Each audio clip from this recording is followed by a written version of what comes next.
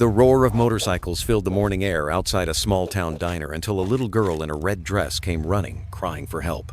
Tears streaked her face, her boots slipping on the pavement as she pointed down the road and begged the bikers to save her mother. What happened next would change every heart in that parking lot and prove that even the roughest souls can carry the gentlest courage.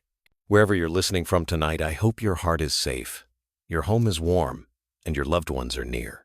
Tell me, my friend, what country are you in right now, and what time is it as this story reaches you?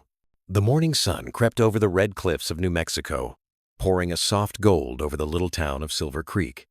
The air smelled faintly of dust, gasoline, and frying bacon drifting from the rusty diner, the only place in town that still opened before 6. A line of Harley bikes gleamed by the roadside, their chrome catching the early light like pieces of fire. Inside, a jukebox played something old Johnny Cash, maybe, or a song about a man who'd taken too many roads alone. The regulars sat where they always did, drinking coffee that tasted the same every morning, talking about weather and nothing at all.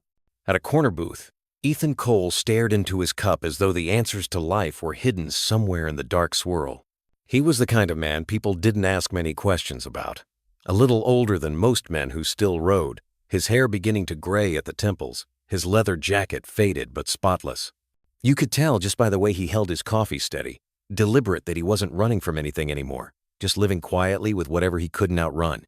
Across from him sat Tanner Briggs, big, loud, full of life, tearing into his pancakes like a man who'd never heard of cholesterol. Beside him, Logan Pierce folded a newspaper, the headline catching the light. Local factory closes, dozens out of work. Logan sighed, shook his head. Whole town's shrinking, he said. Can't blame folks for leaving. Nothing left here but the dust. Tanner grinned through a mouthful of syrup. Dust and us, brother, don't forget that. Ethan smiled faintly, though it never quite reached his eyes. He used to joke back, used to talk more. But mornings like this were all he could handle. Coffee, company, and silence. Nancy, the waitress, came by with a pot in her hand and a practiced smile. Refill on? Ethan nodded. Thanks, Nancy. She poured without looking, the way waitresses did when they'd been doing the same job for 30 years. You still riding up to Santa Fe this weekend? Maybe, Ethan said. Depends on the weather. Depends on your mood, you mean, Tanner teased. The table laughed softly, but Ethan just looked out the window. The horizon shimmered pale blue. Somewhere far off, a freight train called Low and Lonely. He wondered, though he'd never say it out loud, if maybe he'd grown too used to quiet, too used to being a ghost in his own life. Nancy set the check down and moved on. Ethan pulled a few bills from his wallet, leaving a tip too generous for a man who didn't talk much. Old habit, maybe gratitude, maybe guilt. The door opened, a bell chimed, and for a moment the light outside caught on the dust in the air, turning it to gold. A pair of truckers stepped in, laughing about something crude, the kind of laughter that filled a room but meant nothing. Tanner nudged Ethan. You ever think about going somewhere else? Texas, maybe? Arizona. Get a fresh start. Ethan shook his head slowly. Ain't much to start over with. He looked back at the window again. The sunlight hit the glass just right, showing his reflection, hard lines, quiet eyes, the look of a man who'd been forgiven by time but not by himself. Out in the parking lot, a gust of wind kicked up the sand. For a second, it sounded like laughter, a child's laughter, light and fleeting. Ethan blinked and turned his head, but there was nothing there, only the shimmer of heat rising off the road. He rubbed his temples and exhaled. Maybe it was memory, maybe imagination. It didn't matter. Some ghosts don't ask permission to visit. The diner had quieted again. Coffee steamed, bacon sizzled, and the morning light grew brighter through the wide front windows. Logan folded the newspaper and set it aside, his eyes on Ethan. You look tired, brother, he said gently. You sleep any last night? Ethan shrugged. Didn't need much. Still dreaming? Tanner asked, half joking, half concerned. Ethan didn't answer. He just traced the rim of his mug with one finger, lost in thought. There were things he didn't talk about not because he couldn't, but because saying them out loud would give them shape again, and some memories were better left shapeless. Outside, the rumble of engines passed along Route 66. A caravan of travelers, maybe heading west. Ethan's eyes followed them through the window until the dust swallowed the taillights. Logan leaned back in his seat. I was thinking of taking the old route up through Taos next week. Heard they're fixing the bridge finally, Tanner snorted. Man, that bridge will collapse before they finish fixing it. They laughed, and even Ethan let out a quiet chuckle. It felt good, the kind of laugh that belonged to men who'd seen too much, yet still found ways to live with it. Nancy returned, wiping her hands on her apron. You boys always make this place feel like a Sunday picnic, she said, topping off their cups. Guess that's our good deed for the day, Tanner replied. Ethan smiled politely, though his mind was somewhere else in the hum of the jukebox, in the soft rattle of the windows, in the memory of another morning years ago when a small hand had tugged at his jacket, asking for another ride before school. He could still hear her voice sometimes, light as wind, saying, "Go faster, Daddy." He blinked. The thought stung. He took a slow breath, willing it away. The bell above the diner door chimed again, and Nancy called out a cheerful, "Morning, folks," but no one came in this time. The door had opened just enough for the wind to slip through a dry gust carrying desert sand across the floor before it shut again. For a brief moment, everyone went still. It was one of those small-town silences that meant nothing and everything at once. Then Tanner broke it, slapping a 10 on the table. "All right, I'm out. Gotta pick up parts before noon." Logan rose too. "See you at the garage, Ethan?" "Yeah," Ethan said softly. "I'll be there." They left, the bell jingling behind them. And soon it was just him again, Ethan Cole, the man who filled an empty booth but never quite the room. He reached for his phone, more out of habit than need, scrolling through missed calls. Nothing. Bills, ads, wrong numbers. He almost set it down when the screen lit up. Unknown caller. He hesitated, then swiped. "Yeah?" Static answered first. Then a faint voice, high-pitched, trembling. "Daddy?" The word froze him. His heart thudded once. Heavy. "Who is this?" he said quietly. No reply. Just breathing. Shaky and scared. Then the line went dead. Ethan stared at the phone. The diner's hum returned, slow and distant, like the world had forgotten to notice. Nancy's voice cut through the stillness. "Everything all right, hon?" He looked up, trying to smile. "Yeah. Wrong number, I guess." But his voice sounded hollow even to him. Outside, the sun flared against the window, bright and blinding. Ethan turned toward it, his reflection lost in the glare. Somewhere out there, a road stretched endlessly into the desert, and though he didn't know it yet, something on that road was already heading his way. The wind had shifted by late morning, sweeping down from the red hills and carrying a fine layer of desert dust through the town. The rusty diner's windows were half open now, letting the smell of bacon and motor oil mingle with the warm air. Outside, sunlight shimmered off the empty stretch of Route 66, quiet, endless, familiar. Ethan sat at the counter, a cup of black coffee cooling beside him. Tanner and Logan had already gone to the garage, and Nancy was humming to herself, polishing the chrome pie stand that caught every flicker of light. It was one of those slow New Mexico mornings where time itself seemed to sit down and rest. Then it happened. A sound, small at first, but sharp enough to cut through the music and chatter. A voice, trembling, high, filled with terror. "Please, somebody help my mom." Every head turned toward the glass doors. Through the haze outside, a little figure appeared running hard, stumbling across the gravel parking lot. The girl couldn't have been more than 6 or 7. She wore a red dress streaked with dirt, her boots untied, hair tangled and wild. Tears carved paths down her dusty cheeks. Nancy froze, the coffee pot tilting in her hand. Ethan was already on his feet before he realized it. The child burst through the door, breath hitching between sobs. "Please, they're hurting my mama! Please, somebody!" Her small voice cracked on the last word. For a moment, nobody moved. The diner, once filled with the hum of conversation, went silent except for the sound of her crying. Even the jukebox seemed to dim. A trucker near the window muttered, "What's going on out there?" but made no move to stand. Another reached for his phone, thumb hesitating over the keypad. "Should I call?"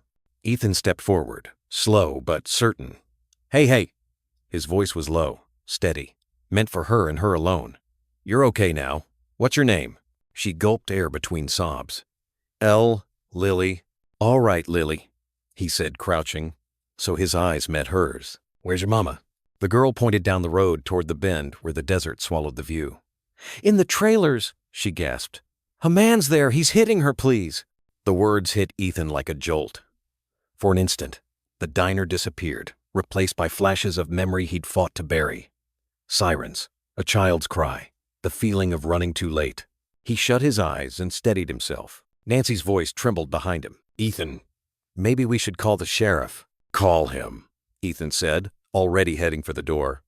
"But that woman can't wait." He turned to the two truckers. "You boys just gonna sit there?" They avoided his eyes. One stared at his coffee, the other looked down, ashamed. Ethan grabbed his jacket from the booth, slipping it on as he pushed outside. The sunlight hit his face like a slap, but it woke something in him, the part that still believed a man had to do something when no one else would. Behind him, Nancy called out, "Ethan, wait!" But he didn't stop. The rumble of engines broke the quiet as Tanner and Logan rolled up the street on their bikes, returning from the garage. Ethan waved them down. "Tanner, Logan with me." "What's going on?" Tanner asked, brow furrowed. He pointed toward the road. "Trouble. Down by the trailers." Without another word, the three men swung their legs over their bikes. Engines roared to life, the sound deep and defiant against the still air. Lily stood in the doorway, watching, her tiny hands clutching the frame as the thunder of the Harleys echoed down Route 66. The townsfolk watched them go, truckers, locals, travelers, all frozen in the sunlight, their reflections caught in the diner's glass. For a moment, Silver Creek held its breath. The three motorcycles roared to life, sending up clouds of pale dust that swirled like smoke across the diner's lot. Ethan took the lead, goggles down, face set in grim focus. Tanner fell in behind him, his jacket snapping in the wind, and Logan's steady engine brought up the rear. The girl stood frozen at the door, tiny against the roar of the bikes. Ethan caught her eyes for just a moment before he pulled away. "We'll get her, kid," he mouthed. And then they were gone, the thunder fading down Route 66. Inside, the silence felt louder than the noise had been. Nancy knelt by Lily, helping her to a chair near the window. She grabbed one of the big leather jackets hanging by the counter and wrapped it around the child's shoulders. The jacket swallowed her whole, but it was warm, and Lily hugged it tight like armor. "You're safe now, sweetheart," Nancy said softly, brushing hair from the girl's face. "They'll help your mama, all right?" Lily nodded, still trembling. She tried to be brave, the way her mother always told her to be, but her lip quivered anyway. He was yelling real bad," she whispered. "He threw her phone, and I ran." Nancy's eyes stung. "You did the right thing, honey. You were real brave." Outside, the highway shimmered in the heat, stretching out toward the distant trailers, half hidden by desert brush. The road looked endless, like a ribbon of silver cutting through a world that never blinked. Inside the diner, a few locals had gathered by the window, truckers, tourists, even the cook, still holding his spatula. Nobody spoke. They just watched the road, listening for something, anything. 5 minutes passed, maybe 10. The clock above the counter ticked slow and heavy. Lily's small hand clutched the edge of the jacket sleeve, her knuckles white. Every sound, the hum of the fridge, the creak of the floorboards made her flinch. Then, far in the distance, came the faintest echo, the deep growl of engines, mixed with shouting carried on the wind. It was too far to understand, but close enough that everyone looked up at once. Nancy's breath caught. "That them?" Lily pressed her face to the glass, squinting toward the road. "It's them," she whispered. "They found her." The hum grew louder, a rolling thunder, then faded again, somewhere beyond the curve of the desert road. Something was happening. Lily's small voice trembled as she spoke again, half to herself. "Mama's real strong. She won't give up." Nancy nodded, keeping her voice steady. "That's right, sugar. And those men out there, they don't give up either." The clock ticked again. The minutes stretched thin. A trucker muttered, "Never thought I'd see those boys playing heroes." Another man elbowed him quiet. Lily didn't hear them. Her eyes stayed on the horizon, where the road disappeared into the pale glare. Her reflection in the glass looked older than her, 6 years small, but fierce, like the desert itself. Outside, the wind began to rise again, kicking sand into small spirals that danced across the lot. Somewhere far off, a siren wailed, faint and distant, like a promise. Nancy set a glass of water beside Lily and whispered, "You just keep watching, sweetheart. They'll bring her home." The girl didn't blink. She stared until her eyes burned. the sunlight painting gold across her face. And then a flicker of red taillights appeared on the horizon, barely visible through the dust. The engines roared once more, echoing down the long, empty stretch of road. The road stretched like a scar through the desert, narrow and cracked from years of Sunday. Ethan leaned low over the handlebars, eyes fixed on the vanishing point ahead. The wind slapped against his face, and the roar of the engines filled the air like a heartbeat. Tanner rode close behind, cursing under his breath every few miles, and Logan followed in silence, jaw clenched. They passed the old gas station where no one stopped anymore. Then, the faded billboard that still promised cold beer for 99 cents. Ahead, a small cluster of trailers huddled against the dry earth, their aluminum sides gleaming under the noon sunday. A few cars sat rusting nearby, tires half buried in sand. Ethan slowed first, killing the engine. The others followed. The sudden, quiet, almost deafening after the ride. The smell of oil and old beer hung in the still air. Somewhere in the distance, a dog barked and fell silent. "This the place?" Tanner asked, wiping sweat from his brow. Ethan nodded. He could feel it, the tension, the wrongness. He motioned for the others to spread out. They moved quietly between the trailers, boots crunching on gravel. From one of the units near the edge came the sharp sound of breaking glass, followed by a woman's muffled cry. Ethan's heart kicked hard. He ran. The door wasn't locked. It was hanging crooked on its hinges. Inside, the air was thick with dust and the bitter scent of liquor. A man's voice, slurred and angry, filled the cramped space. "You think you can run from me, huh? You think you can hide?" The woman Grace was backed against the wall, arms raised to shield her face.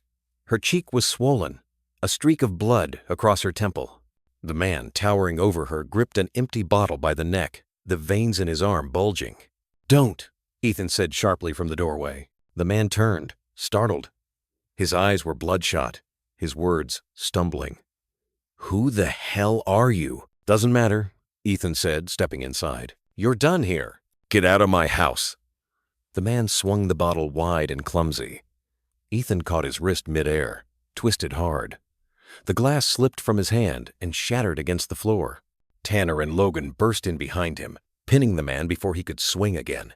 The room shook with the sound of struggle boots scraping, furniture crashing. Then, silence.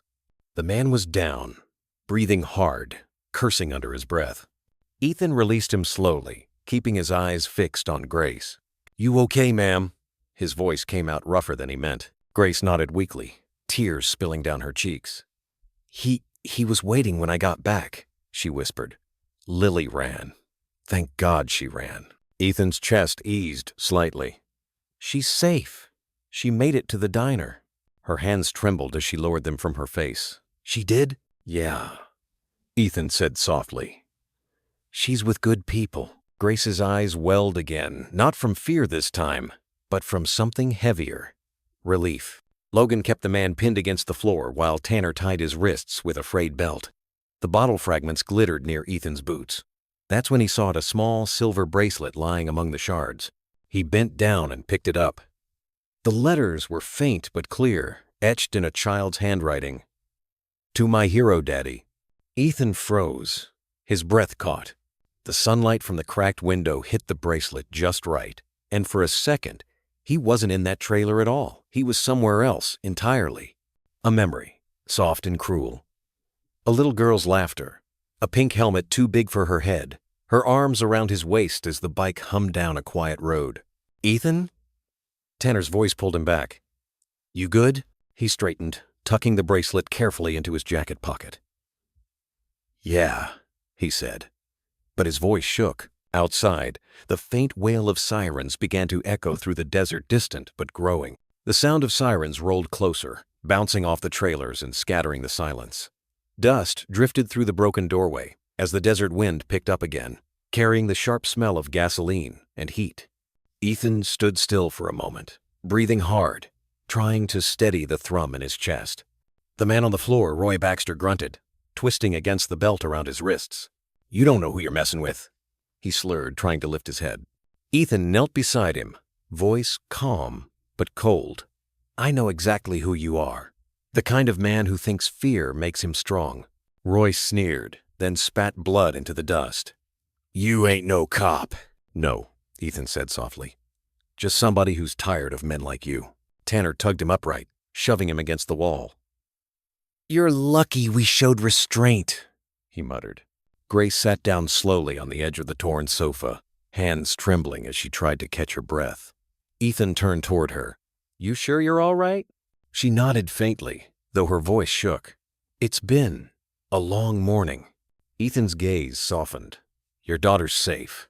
She's waiting for you back in town."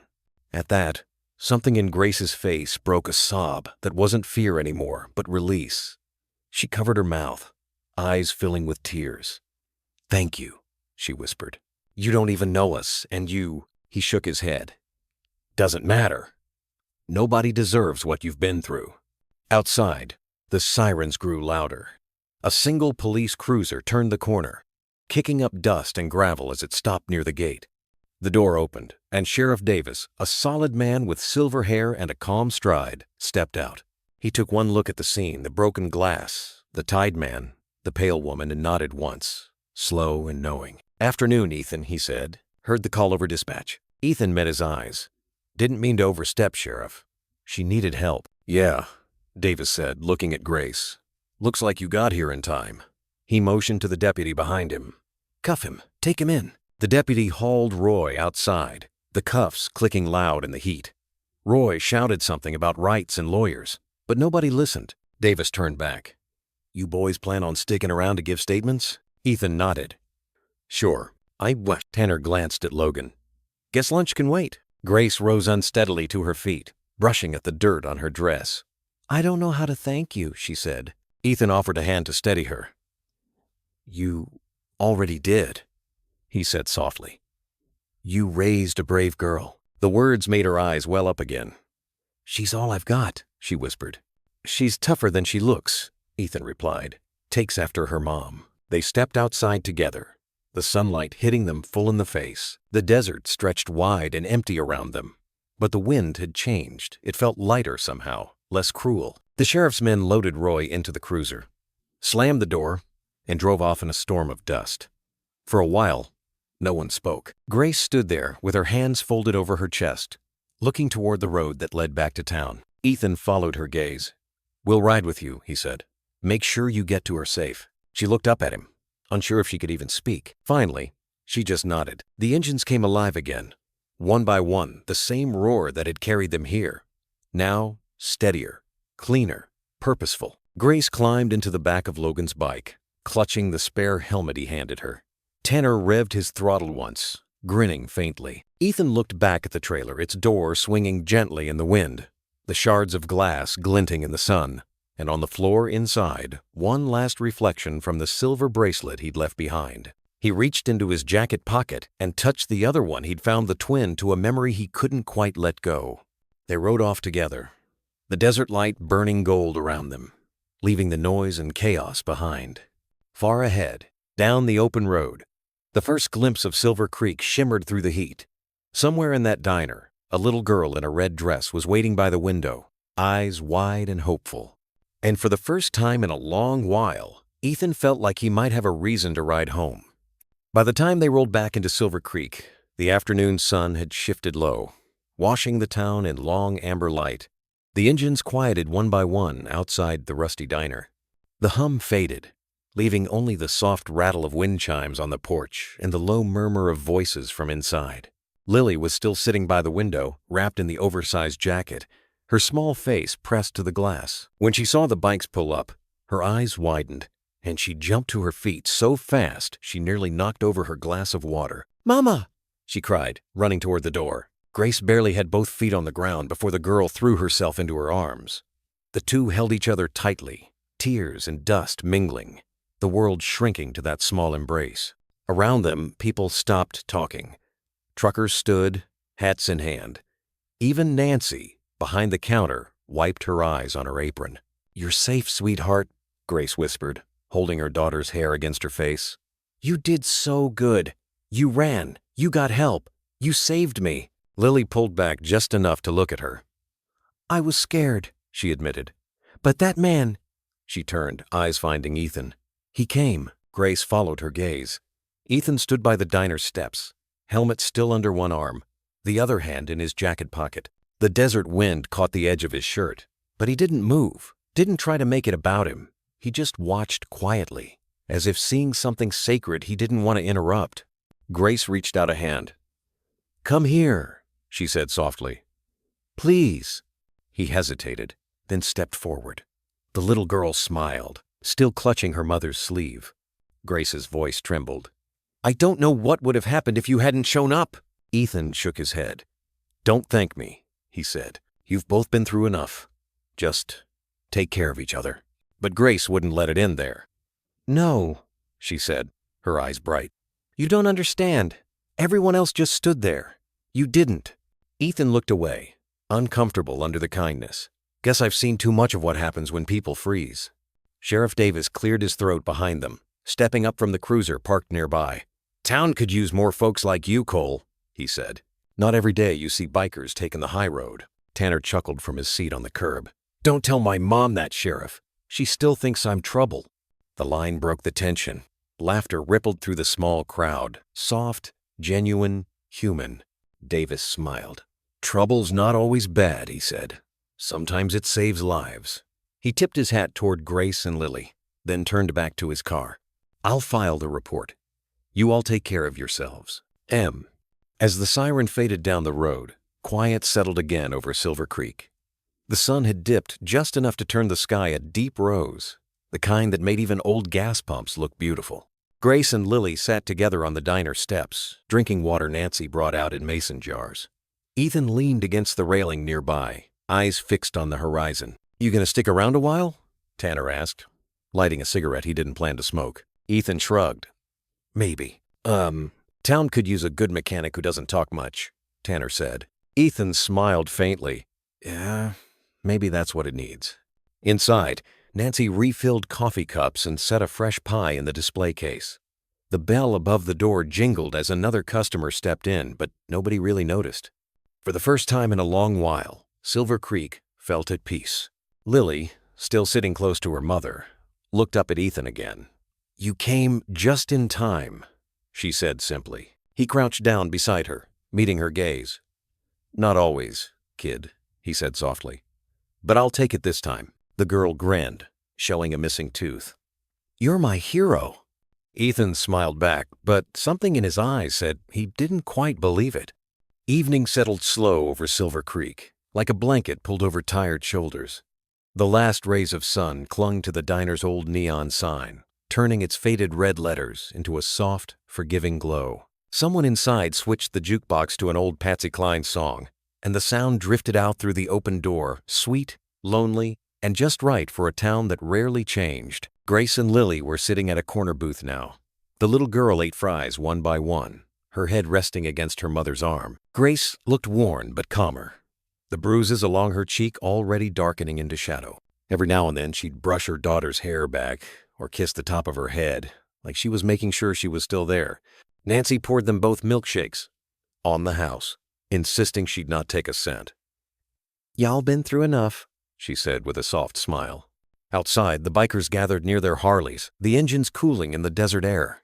Logan leaned against his bike, wiping grease from his hands with a rag. Tanner sat on the curb, flicking his lighter open and shut, watching the flame rise and vanish. Ethan stood a little apart from the others, one foot resting on the step, his gaze fixed on the distant ridge where the sun had disappeared. He could still hear Lily's voice in his head, "You're my hero." The words landed somewhere deep, somewhere he hadn't let himself feel in a long time. "Never thought we'd be the ones folks thank," Tanner said, walking over. Ethan gave a small smile. "Yeah, well, don't get used to it. Too late." Tanner grinned. "Nancy said she's baking us a pie. That's official gratitude, man." Logan chuckled from his bike. "Guess even outlaws can earn pie once in a while." Their laughter drifted through the twilight, easy and low. From across the road, a few locals stood by their cars, watching. Earlier that morning, most wouldn't have given the bikers more than a wary glance. Now, some nodded quietly in thanks. A man lifted his cap. A woman called out, "God bless you boys." Tanner scratched his beard. "Well, That's a first. Ethan didn't answer right away. He looked through the diner window where Grace sat with Lily, their hands linked over the table. The girl was talking, her lips moving fast, excitement lighting her small face. Grace listened, smiling, eyes bright, with the kind of hope you only see after too much fear. It stirred something in him, a mix of pride, sadness, and something like peace. He wondered if maybe the road hadn't been leading him away from life all this time, but slowly, patiently, leading him back to it. The desert wind carried the smell of sagebrush and coffee. Overhead, the first stars began to appear faint, then clearer, scattered across the indigo sky. Nancy came out onto the porch with a towel slung over her shoulder. "Ethan!" she called. "You boys heading out soon?" "In a bit," he said. "Want to make sure they're settled first." She nodded, leaning on the railing. "You did good today, Cole. Not just her, for the whole town." He met her eyes. "Maybe folks just needed a reminder." Nancy smiled faintly. "Maybe you did too." Ethan looked down, tracing the edge of his glove. "Maybe." Behind him, Tanner started his bike, the low rumble echoing through the lot. Logan followed, the sound of engines blending with the hum of the night. Grace stepped outside then, Lily in her arms. "You're leaving?" she asked. "For now," Ethan said. "But we're not far." Lily reached out a hand. He bent down so she could hug him, her small arms wrapped tight around his neck. "Thank you," she whispered. He smiled, steady and quiet. "Take care of your mama, okay?" "I will," she promised. As they pulled away, dust rose behind the bikes, glowing gold under the streetlights. Grace watched until the sound faded completely, her hand resting on her daughter's shoulder. And up the road, Ethan glanced once in the mirror, the diner growing smaller, the lights softer before the night swallowed it whole. A week passed in Silver Creek, and the desert began to breathe easier. The sheriff's report made the front page of the small-town paper, though no one in the diner ever mentioned it aloud. Folks just nodded a little longer at the bikers when they passed, or left an extra coffee waiting at the counter when Ethan came in. He didn't talk about that day either. Didn't have to. It lived in the way he moved slower now, more thoughtful. The ghosts that had once followed him seemed to walk a little farther behind.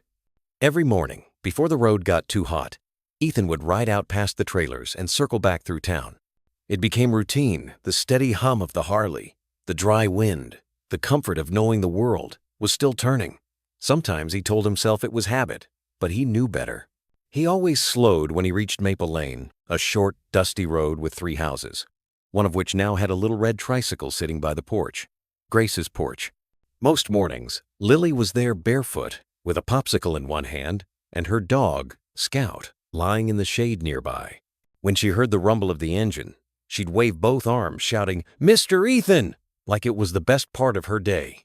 The first few times, he just waved back, embarrassed by the attention. But the 4th morning, Grace called out from the porch, "You might as well come in, you know." She's not taking no for an answer.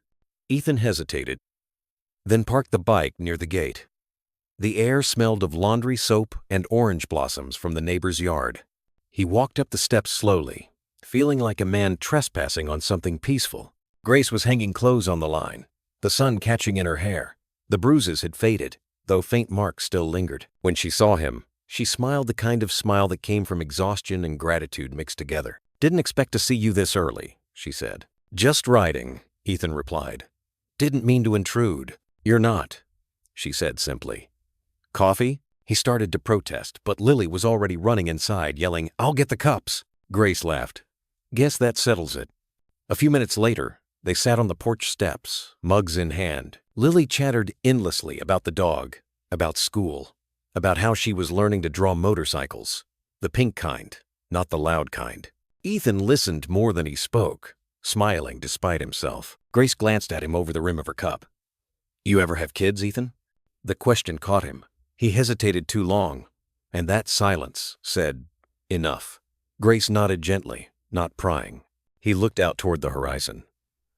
"Had a little girl once," he said finally. "Long time ago." "Oh." Grace didn't ask what happened. She didn't need to. The weight in his voice told the story. After a moment, Lily held up a small drawing, crayon smudged along the edges.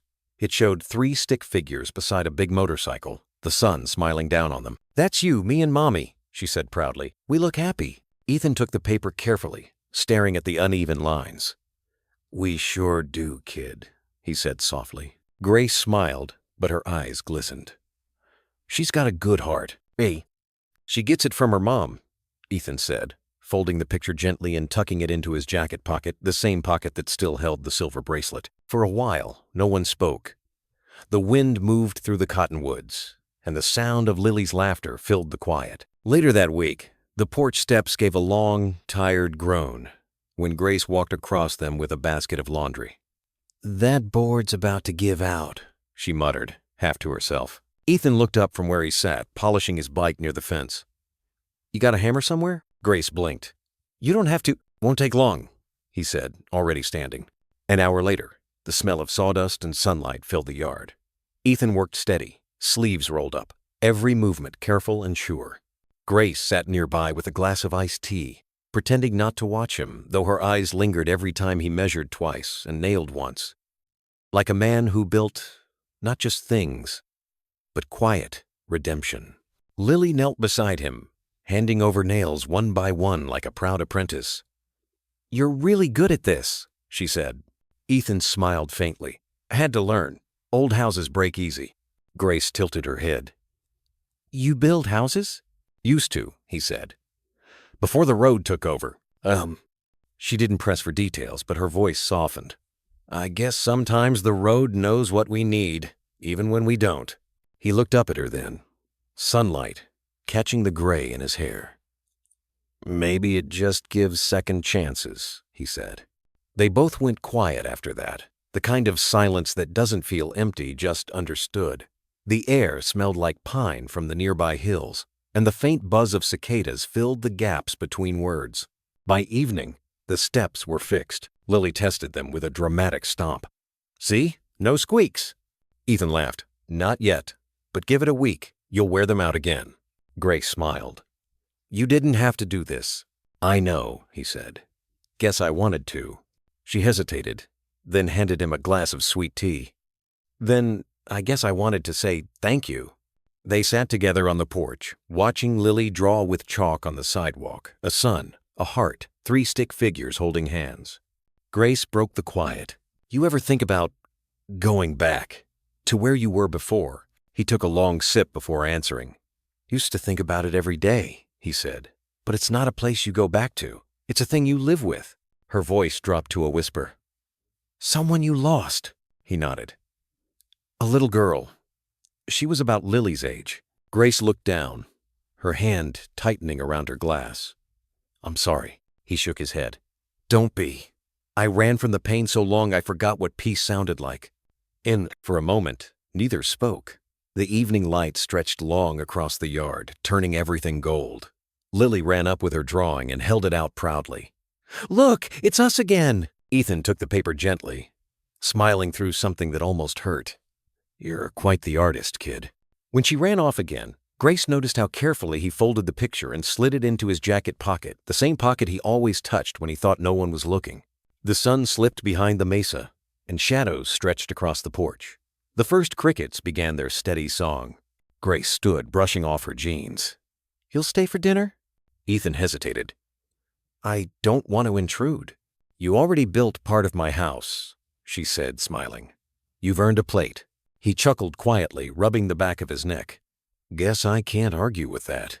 They went inside together. The house smelled of baked chicken and rosemary, the kind of meal that filled more than just hunger. Later, when Grace washed the dishes and Lily colored at the table, Ethan stood by the doorway, pulling out his worn wallet. Inside was a photograph, a little girl on a pink bicycle, her smile missing a tooth. He traced the edges with a thumb, the memory both soft and sharp. For the first time in years, it didn't feel like punishment to remember. Autumn came slowly to Silver Creek. The cottonwoods along the river turned gold first, then pale, then shed their leaves across the highway like small, sunlit secrets. The mornings were cooler, now the kind that made coffee steam linger longer over the diner counter. Ethan still rode most days, though the rides got shorter. Sometimes he stopped at Grace's before breakfast, fixing a loose hinge or patching the fence without being asked. Other times, he just sat on the porch steps with Lily, teaching her how to braid rope or whistle through her teeth. She laughed every time she failed, the sound bright as wind chimes. "You're getting better," he said once, though it wasn't true. She crossed her arms, pouting. "You're just saying that." "Maybe," he said, smiling. "But sometimes saying it makes it true." Grace watched from the doorway, arms folded, a faint smile curving her lips. Her eyes met his for a second, that kind of silent glance that meant thank you without needing the words. The house was starting to look like a home again. The porch steps solid, the fence straight, the garden full of sunflowers, lily planted, for good luck. Ethan couldn't remember the last time he'd seen a place come back to life this way. One afternoon, Grace brewed fresh coffee and brought 2 mugs out to the porch. "You've done a lot for us," she said, handing him one. Ethan shook his head. "You've done more for me than you think." She looked puzzled. "How so?" He stared into the steam curling from his cup. "Been a long time since I stayed in one place.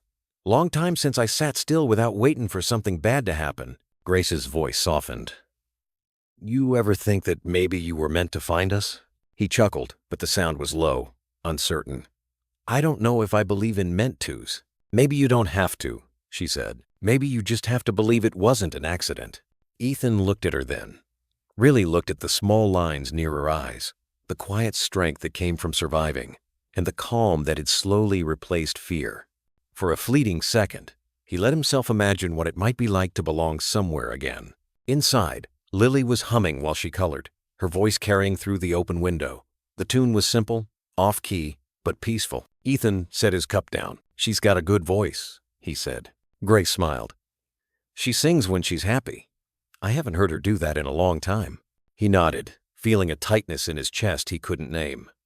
"That's worth more than any fix I could have done around here." For a while, they just sat, listening to the soft rustle of leaves. Somewhere far off, a train whistle echoed through the valley. Long, lonely, and familiar. Grace turned to him. "You ever think of settling down again?" Ethan hesitated. "Never figured I'd know how anymore." "Maybe you don't have to know how," she said quietly. "Maybe you just have to want to." He didn't answer, but his hand brushed against the pocket of his jacket, the one that held Lily's drawing and the old photograph of his daughter. For once, the memories didn't feel like chains. They felt like threads pulling him gently forward instead of back. Lily burst through the door then, waving a drawing in both hands. "Look, it's us again, but this time I drew the dog too." Grace laughed, gathering her daughter into her lap. "You forgot the motorcycle," she teased. "Nope," Lily said proudly. "It's right there, see? The little one. That's his new bike. The nice one." Ethan leaned over, pretending to squint. "Looks just like it." And for a moment, a simple, fleeting moment, he felt something he hadn't felt in years. The quiet certainty that maybe, just maybe, he was exactly where he was supposed to be. The sun was sliding low behind the hills when the sound of engines broke the quiet. 3 familiar rumbles echoed down Maple Lane, scattering a few birds from the telephone wires. Lily ran to the porch railing, eyes wide. "It's them!" she squealed. "Mr. Tanner and Mr. Logan!" Ethan stood, his heart beating a little faster. The road dust shimmered orange as 2 bikes rolled to a stop in front of the house. Tanner killed the engine first, swinging his leg off the seat. Logan followed, removing his sunglasses and tucking them into his jacket. "Damn," Tanner said with a grin, looking around. "You made yourself a nice little life out here, Cole." Ethan smirked. "Didn't know it was allowed." Logan nodded toward the porch. "Grace, ma'am." Grace smiled politely. "Good to see you again. You boys want some coffee?" Tanner laughed. We'd never turn that down. A few minutes later, they were sitting around the porch table, mugs steaming in the cool evening air. Lily perched on the step, listening to the men talk about the road, the way the weather was changing out west, the sound of the engines in the mountains, the small motels and neon signs that only bikers seemed to notice. "Feels good to be moving again," Tanner said. "Wind in your face, no one telling you where to be." Logan nodded. "There's talk of heading up to Wyoming next month. Big charity ride. Could use another steady hand." Ethan looked down at his cup. "I haven't thought that far ahead." Tanner tilted his head. "You mean, you haven't thought about leaving?" The question lingered in the air. Grace glanced at Ethan, but said nothing. Lily, oblivious, was drawing on the step with chalk, humming quietly to herself. Ethan rubbed his thumb along the rim of the mug. "Used to think ridin' was the only thing that made sense," he said. "Now, I don't know." Tanner grinned. "Sounds like the desert's getting to you." Logan studied him carefully. "Or maybe you finally found a reason to stop." Ethan met his eyes but didn't answer. Grace stood then, collecting empty mugs. "I'll get you boys some pie," she said softly, disappearing into the house. When she was gone, Tanner leaned back in his chair. "She's good people," he said. Ethan nodded. "Yeah, both of them are." "Then what's holding you back?" Ethan looked out toward the yard where Lily drew hearts and suns across the concrete. "The road's been my life for a long time," he said quietly. "It's easier to keep moving than to stay and see what breaks next." Logan said, "Maybe staying isn't about what breaks. Maybe it's about what stays."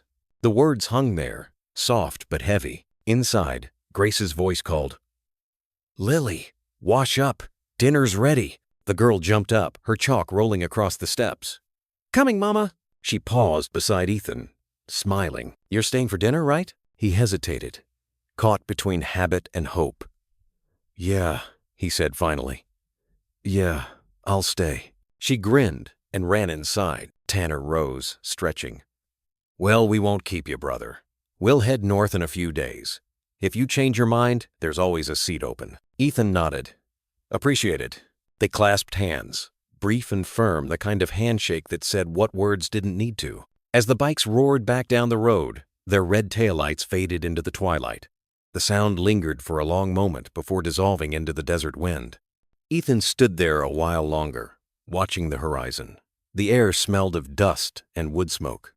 Behind him, through the open window, came the faint laughter of a child and the clatter of dishes, small, ordinary sounds that somehow felt like home. He exhaled slowly. The road would always be there, waiting. But for the first time in years, it didn't feel like it was calling. By mid-November, the desert had grown cold. The nights came earlier now, curling through Silver Creek with sharp winds that rattled the diner windows and whispered through the mesquite trees. The town prepared quietly for winter lights strung across the main street, a Christmas tree already standing half-finished outside the post office. Ethan hadn't been riding much. His bike sat parked by Grace's gate most days, dust gathering on the chrome. Instead, he spent his mornings splitting firewood, fixing the roof before the frost, or picking up supplies from town. It was the kind of work that left a man tired in a good way, the kind that let him sleep without ghosts. One morning, Lily ran out to meet him, her red coat flapping in the wind. "Mommy's still sleeping," she said, voice small. "She didn't feel good last night." Ethan frowned. "How bad?" She was coughing a lot, said she was just tired. He followed her inside. The house smelled faintly of lemon tea and laundry. Grace lay on the couch, pale and sweating, a blanket pulled to her chin.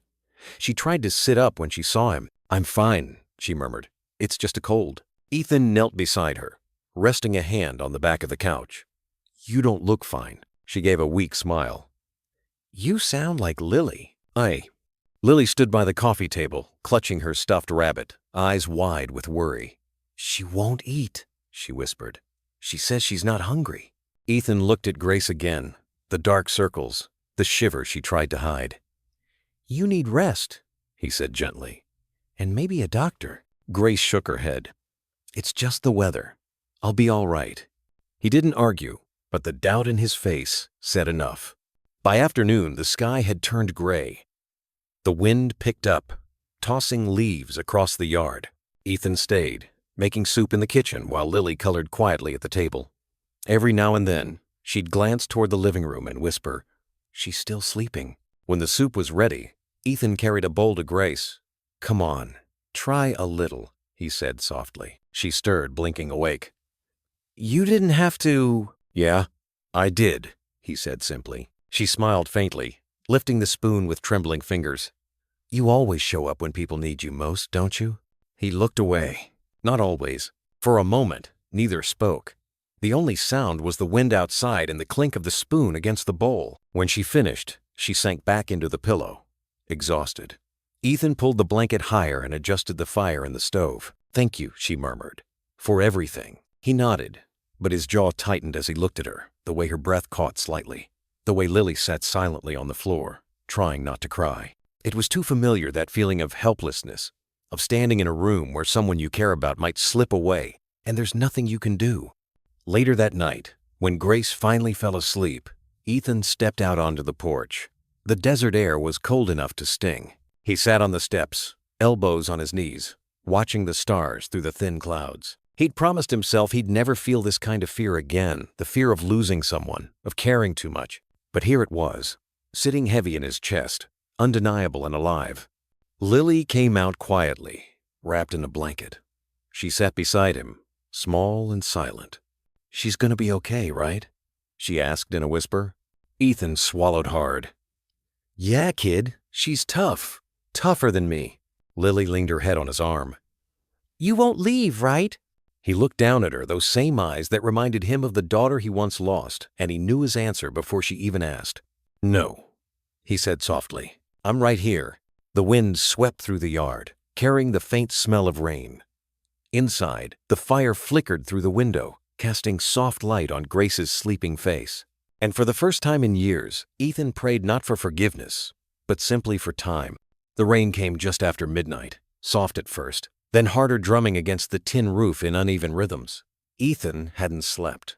He sat in the old armchair near the fire, staring at the flames as they bent and cracked. Grace lay on the couch, her breathing shallow, color drained from her face. Every few minutes, Lily stirred in her blanket beside her mother, whispering half asleep, "Mama?" Ethan would answer before Grace could. "She's right here, kid. She's resting." But around 2 in the morning, the fever spiked. Grace's hand burned hot when he touched it. Her breath came ragged, uneven. "Grace," he said softly, shaking her shoulder. "Come on, stay with me." Her eyes flutter, unfocused. "Ethan," she murmured. "I'm here," he said. "Just breathe. You're gonna be all right." Lily woke, eyes wide. "Is she worse?" Ethan swallowed hard. "She just needs a little help." He didn't want to scare her, but panic was already creeping up his spine. The closest doctor was 20 miles away, and the rain had turned the dirt road into mud. He looked toward the window, thinking of the Harley parked under the awning, then back at the woman fighting for breath. He couldn't risk it. He couldn't leave them. Instead, he did the only thing that made sense. He filled a bowl with cool water, pressed a damp cloth to her forehead, and prayed under his breath, not loud, not desperate, just the quiet kind of prayer that comes from men who don't pray anymore. "Please," he whispered. "Not again." Lily sat beside him, clutching her rabbit tight. "Is she gonna go to heaven?" The words hit like a blade. Ethan turned to her, voice steady but soft. "Not tonight, sweetheart. She's too stubborn for that." He tried to smile, but his throat ached. Hours passed. The storm eased to a drizzle. Grace's breathing steadied little by little. Ethan stayed there, holding her hand through the night, afraid that if he let go, the world might break again. By dawn, the first light slipped through the curtains, turning the living room gold. The fire had burned down to embers, and the air smelled faintly of rain and cedar. Grace stirred. Her eyelids fluttered open, heavy but clear this time. She looked at Ethan for a long moment before speaking, her voice barely above a whisper. "You stayed." He let out a shaky breath he hadn't realized he was holding. "Yeah," he said. "Didn't seem right to go." Her lips curved faintly. "You look terrible." He laughed quietly, relief breaking through. "Guess I earned that." Lily stirred awake at the sound and immediately sat up. "Mama!" Grace reached for her, weak but smiling. "Hey, baby. The little girl climbed into her arms, crying and laughing all at once. "I thought you were gone." "I'm not going anywhere," Grace said, holding her close. Ethan turned away for a moment, blinking hard. Grace looked at him over Lily's shoulder, her voice soft. "You saved us again." He shook his head. "No. You two saved me." For a while, the three of them sat there, no words, no noise but the quiet crackle of the last ember in the stove. Outside, the storm clouds began to drift apart, revealing a pale morning sky. A single shaft of sunlight cut through the window, landing on their hands, hers wrapped around Lily's, and his resting gently over both. And just like that, something shifted. The ache in Ethan's chest, the one he'd carried for years, finally loosened.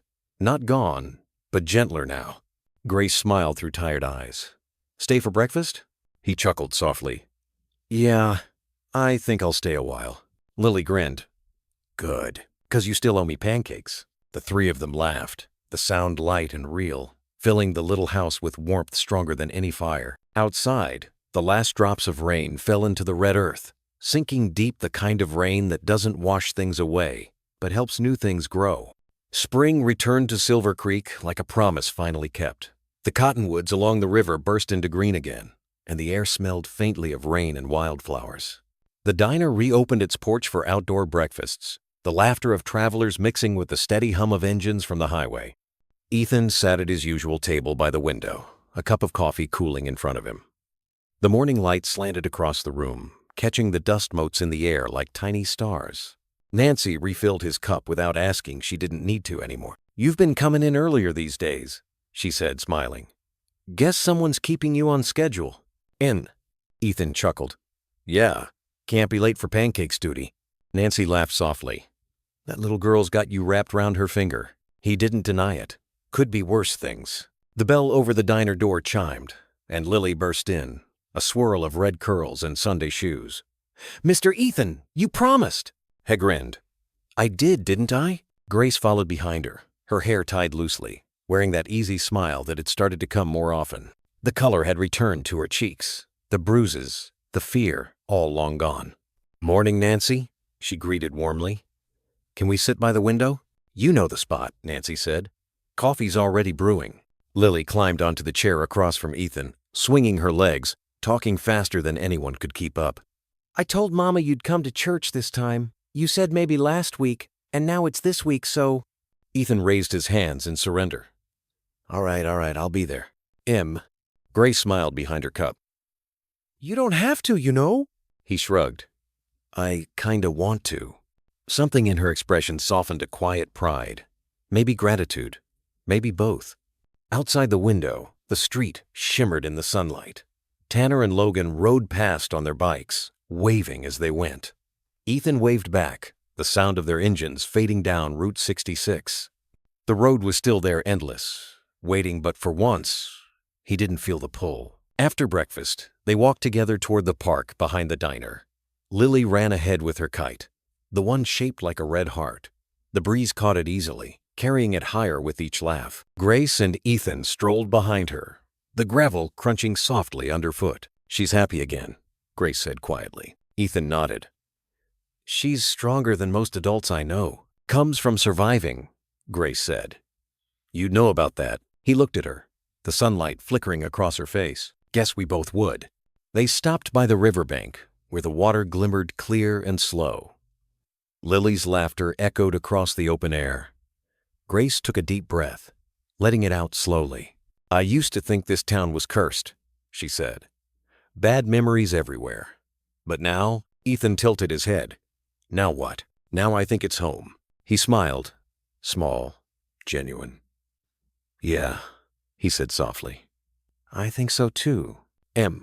For a moment they just stood there, the wind moving through the grass, the smell of wild sage drifting in from the hills. The world felt wide again, but not empty. Lily called out, "It's flying higher, look!" Ethan and Grace turned to see the kite dancing bright against the blue sky, a red heart rising above the town that had seen them break and mend again. By late afternoon, the wind softened. The sky over Silver Creek turned that shade of honey gold that only came once a day, when time seemed to pause between what had been and what was yet to come. Ethan sat on the porch steps, the same steps he'd fixed months ago, now polished smooth by the weight of many small feet running across them. Inside, Grace hummed along with the radio as she cooked. The smell of cornbread and roasted chicken drifted out the door. Lily's laughter echoed in the yard, chasing her dog through the tall grass. He smiled, that quiet kind of smile that comes from peace, not pride. On the porch railing lay an old box, the kind people kept letters in. Grace had found it earlier when cleaning a drawer and left it for him, saying, "You'll know what to do with it." He opened it slowly. Inside were small keepsakes, a folded drawing of 3 stick figures holding hands, a faded photo of his daughter, and the silver bracelet he'd carried all this time. He turned the bracelet over in his palm. The engraving was still there. To my hero, Daddy. The letters were worn, but they caught the sunlight just enough to gleam. For a long time, he said nothing. The sounds of life around him filled the silence Grace's soft voice inside. The clatter of plates, the rhythmic thump of Lily's shoes on the porch. Then, from the doorway came her small voice. "What you looking at, Mr. Ethan?" He looked up. Lily stood there with her hair messy and her cheeks flushed from running. "Just some old memories," he said gently. She climbed up beside him, peering into the box. "They look like good ones," he smiled faintly. "Some of them were hard, but yeah, they're good now." Her gaze caught the bracelet. "That's pretty," she said. "Was it yours?" "It belonged to someone I loved a long time ago," he said softly. "Someone who helped me remember how to be brave." Lily thought for a second, then asked, "Like me?" Ethan looked at her, this tiny, fearless soul who had run to strangers to save her mother, and felt the ache in his chest ease all the way. "Yeah, kid," he said. "Exactly like you." She grinned and rested her head against his shoulder. After a quiet moment, she whispered something that made him freeze. "Can I call you Dad?" The question hit like sunlight through clouds, unexpected, blinding, and perfect. He didn't trust his voice at first. He set the bracelet back in the box, closed it carefully, and turned to her. "If that's what you want," he said softly. She smiled wide, missing tooth and all. "I do." He put an arm around her small shoulders, pulling her close. "Then I guess I'm the luckiest man in New Mexico." Grace stepped out onto the porch just then, drying her hands on a towel. She paused, watching the two of them, the man who'd once carried only ghosts, and the child who had given him back his heart. Her eyes met Ethan's. And for a long second, nothing needed to be said. The sun dipped lower, spilling light across the yard. The wind carried the smell of rain and dinner and blooming sage. Lily jumped up and pointed at the horizon. "Look, the sky's pink!" Ethan stood beside her, watching the clouds blush with color. "It's beautiful," he said. Grace joined them, resting a hand on his arm. "You ever think about the road anymore?" He smiled. "Sometimes, but I think I finally found where it ends." And there, on that small porch in Silver Creek, surrounded by laughter, warmth, and the quiet promise of tomorrow, Ethan Cole finally understood redemption doesn't come from running. It comes from staying. The red heart kite still hung by the window, faded now but unbroken, swaying gently in the breeze. The sun had long set over Silver Creek, leaving behind a soft amber glow that lingered on the windows and the quiet hum of life returning to peace.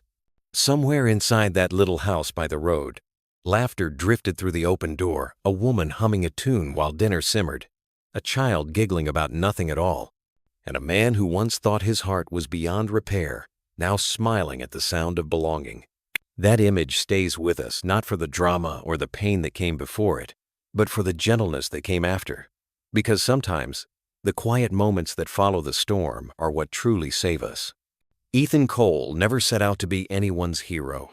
He was just a man haunted by loss, sitting on a motorcycle that had carried him away from every good thing he'd ever known. Yet fate placed a crying child in his path, and in that single moment of choice, to stop, to care, to stay, everything changed. Grace found safety, Lily found her guardian angel, and Ethan found what he didn't even know he'd been missing: a reason to love again. When we strip away the noise of the world, the engines, the money, the pride, what remains are the people who remind us we still have a heart. And that's what this story is really about. Redemption isn't about grand gestures or second chances written in gold. It's about the small acts of goodness we choose when no one is watching. It's about the courage to care, even when we've been broken before. Love, in all its forms, has a way of rebuilding us. It doesn't erase the scars, it teaches us how to live with them. Ethan's story is not so different from many of ours. We've all stood in the ruins of something we couldn't fix, wondering if kindness still mattered. And then, maybe without realizing it, someone or something reminded us that it does. A neighbor dropping off a casserole, a friend calling just to say hello, a grandchild climbing into your lap saying, "Don't be sad." Those are the real miracles of everyday America. The lesson is simple, but never easy. Love can change a destiny. Forgiveness can set us free. And family, whether born or found, is what saves us in the end. Like a lantern quietly burning in a window on a long winter night, even the smallest act of kindness can guide us through the darkest roads of our lives. No matter how far you've gone or how lost you've felt, there's always a light waiting if you're willing to turn back toward it. So, as you sit tonight, maybe with a cup of coffee, maybe listening to the rain against your porch, think about who your Lily might be. Who out there could use a little bit of your courage, your patience, your heart? You never know how one small gesture might change not just their day, but your own life too. If this story touched something in you, take a moment to share it with someone you love. Maybe it will remind them, too, that there's still good left in this world. And I'd love to know, if this story moved your heart, press 1" the comments. If it didn't, or if you think it could have been told better, press 0. Your thoughts matter, always. Wherever you are tonight, from coast to coast or somewhere far beyond, may you find warmth in your home, peace in your heart, and the quiet joy of knowing you are never too old to love, to forgive, and to begin again.